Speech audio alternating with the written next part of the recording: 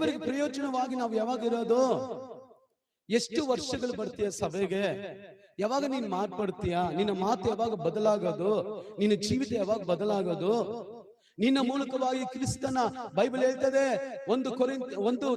ಒಂದು ಪೇತ್ರ 2ನೇ ಅಧ್ಯಾಯ 21ನೇ ವಾಕ್ಯ ಹೇಳ್ತದೆ, ಯೇಸು ಕ್ರಿಸ್ತನು ನಮಗಾಗಿ ಬಾಧೆಯನ್ನು ಅನುಭವಿಸಿ ಸತ್ತನಲ್ವೇ, ಆತನ ಹೆಜ್ಜೆ ಜಾಡಿಯಲ್ಲಿ ನಡೆಯಬೇಕಂತಾನೆ ದೇವರು ನಮಗೊಂದು ಮಾದರಿಯನ್ನು ತೋರಿಸಿದ್ದಾನೆ. ನಮಗೆ ಮಾದರಿ ಇದೆಯಾ? ನನ್ನ ಸಹೋದರ, ನನ್ನ ಸಹೋದರಿ, ನಿನ್ನ ಆಲೋಚನೆಗಳನ್ನು ಬದಲಾಯಿಸಿ, ನಿನ್ನ ಯೋಚನೆ ಬದಲಾಗಲಿ. ನೀನು ಫಸ್ಟ್ ಇರಬೇಕು.